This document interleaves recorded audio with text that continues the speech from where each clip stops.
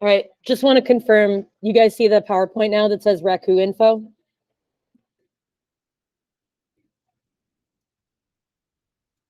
Yeah. Anybody at home? Sarah, Kenzie? Yeah. Okay, great. Good afternoon, everybody. It's 12. Let's get started.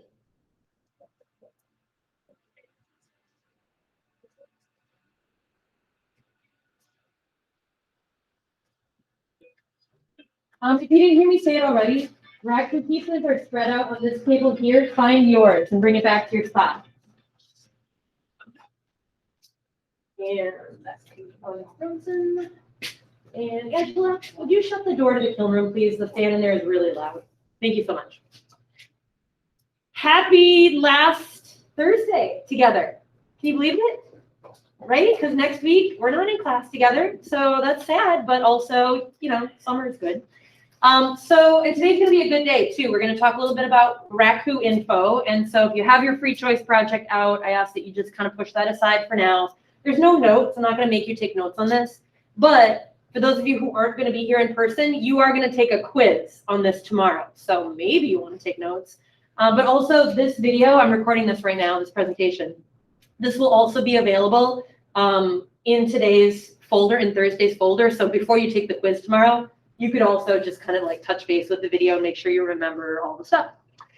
All right, so I'm going to launch into a little bit of vocabulary. Some of this you've heard before, but some of it you haven't, and it's relevant to glazing because we're going to be glazing today.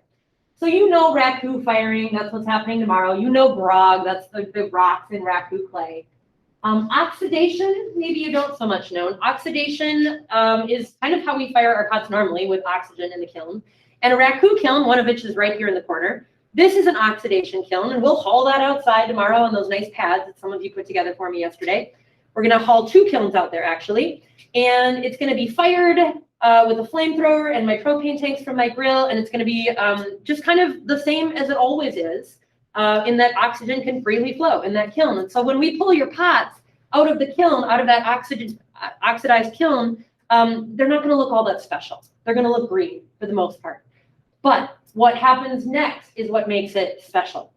So after we pull the pots out of the oxygenated kiln, we're going to put them into a metal can full of sawdust and paper and other things that burn. And then we're going to slam the lid on tight, and your hot pot is going to ignite the paper, ignite the sawdust. And in that can, that's where the magic happens. That's where reduction happens, because all the oxygen gets eaten up inside that environment, and it brings out the copper out of the glaze. Or the carbon of the smoke goes into the cracks of the glaze, because some of these glazes crackle, and it makes the cracks turn black from the carbon inside that canister. And I'm going to show you pictures of what these glazes look like in a little bit. So in that process of going from the 1800 degree kiln into the 60 degree can, it's supposed to be 60 degrees tomorrow, the clay is going to experience a great deal of thermal shock. So there is a chance that your pots might crack as we're doing this process tomorrow. It's not that frequent. And usually if there is a little crack that forms, it doesn't matter really, because you're not eating out of this or drinking out of this. Your hot cocoa is not going to seep out of that crack, because you would never drink hot cocoa out of a raku thing. So there might be some cracking issues due to the thermal shock that the clay is going through. Now, the 2 different kinds of glaze that I have for you today to use for your raku piece are copper flashing glazes and crazing glazes.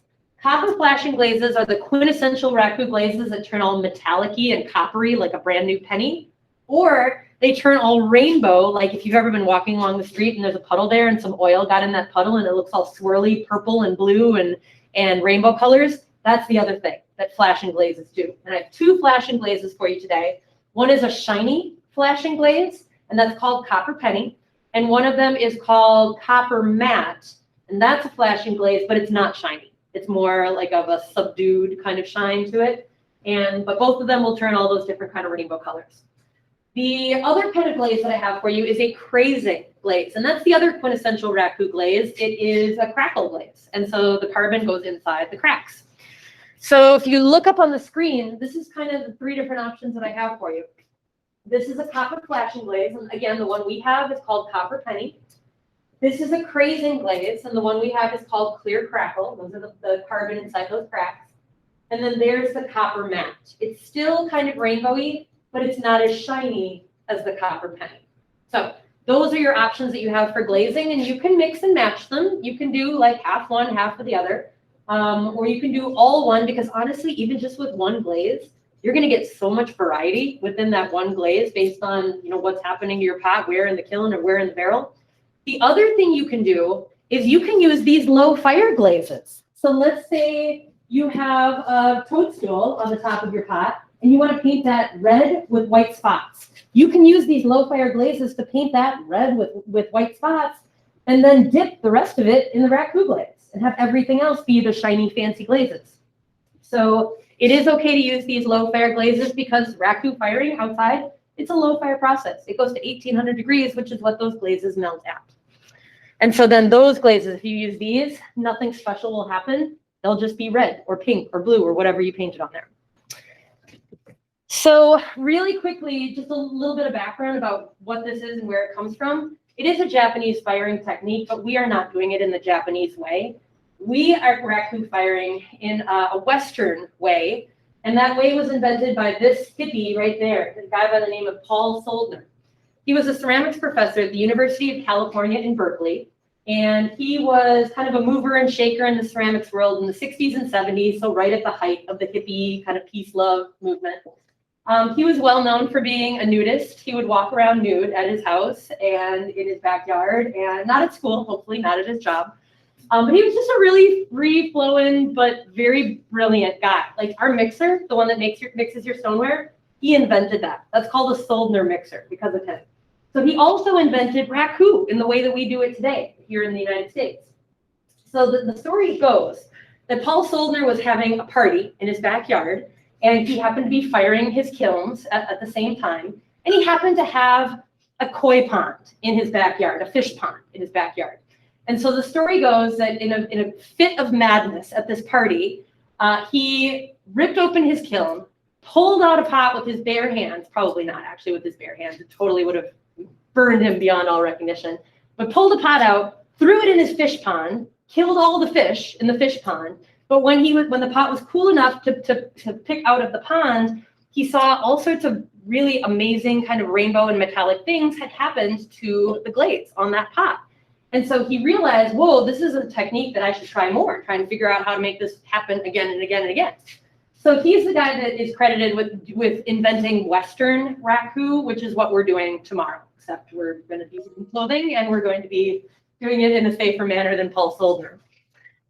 So this is just a little refresher of kind of what raku consists of. I'm not going to play the sound because it's not really all that interesting what they're saying. But we want to watch what they're doing. So if you're coming tomorrow to help out with raku firing, there's a lot of different jobs. Some of them involve more fire. Some of them involve less fire. So you can do what feels comfortable for you. So we're going to be building a kiln like he has there.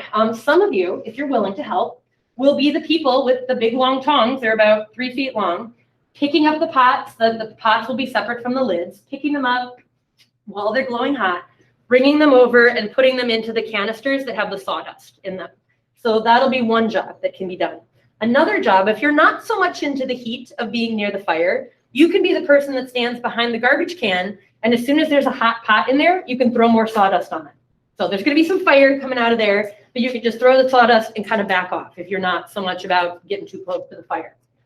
So it's kind of going to be your call. Whatever you feel comfortable doing is what you'll be able to step in and do if you feel comfortable doing it. So these are pots that have just been pulled out of the garbage can. The next thing that would happen is we would dunk them in water to cool them off entirely, and that's where all the colors that were on the surface will kind of freeze in position. Because prior to that, when the pots are inside the garbage cans, the colors are still going to be moving on the surface depending on where the flames are in that garbage can. So as soon as you douse them in water, that's when the colors stop moving, you scrub them up, and then you can take them home with you today. You don't even have to wait. It's a very, very fast process. Unlike our normal firing, I just put a glaze load in yesterday that is still not even close to being ready to unload, and it's almost 24 hours later. Raku firing is so immediate. You put the pot in the kiln, and you'll have the pot back in 2 hours. It's very, very quick. And so that's where we have to use that really tough clay to be able to withstand that. So some things to know for tomorrow. If you're going to be here, if you're going to come tomorrow, it's supposed to be sunny, so maybe wear a hat or sunscreen. Mid 50s, mid 60s for the temperature. Please wear old clothing. You're going to leave here tomorrow smelling like a campfire. So you want to wear some older clothing, wear whatever you would wear to a campfire, right? Not your best clothes. Pants are good because I'm assuming you want to keep your leg hair, right? So wear pants, please. Old tennis shoes because it's going to be wet out there in the grass. So, wear old shoes, please. And closed-toed shoes, like not sandals. You don't want to get your toes too close to the kiln. A long sleeve shirt. And if you want to wear shorts and a t-shirt, that's fine. But then bring old sweatpants and an old sweatshirt that you can put on when it's go time, when we need you to be helping outside. I would suggest bringing a water bottle. If you want to hang out outside, bring a camp chair, because again, the grass is going to be kind of wet tomorrow from all the rain today. Whatever shift you signed up for, please be on time for your shift. If you come late, there's a chance you'll have missed everything, because I kind of feel like we'll be done by 2. So if you signed up for that latest shift, maybe consider coming earlier if you can't. You can come early if you want. There's no harm in that. If you are not close to finishing your free choice project today and you want to come tomorrow and work on your free choice project tomorrow, come early. Come anytime. I'm going to be here by 8 o'clock in the morning. You can come here, bring your Chromebook, hop on your Google Meet for whatever other class you're in while you're here in the classroom, and then you can work on your project or glaze or whatever you want to do. If you want to stay late, you can do so. I'm guessing I'll be here till 2 or 3 is my best guess at this point. There's no lunch here tomorrow, no school lunch, so either bring your own lunch or eat before you come, or eat when you go home. And then finally, again, I've said this before, but there are some people that will be confused about this. There is no Google Meet tomorrow. If you're not coming here to help, you have to take the attendance question and the raku quiz. Okay, so that is your assignment if you're not coming here. If you're here, I'm going to keep track of who's here, and you're going to get your 20 points just for being here. No attendance question, no quiz. Okay? All right, so I'm going to put this up on the screen. This is your steps for today. I'm going to freeze that up there. Remember, your free choice project is due today. That means the video and also the artist statement. But before you go to work on that, I'm going to show you where the raku glazes are, and I'm going to show you this extra added step that you're going to follow when you are raku glazing. So I am going to bring you guys over here, and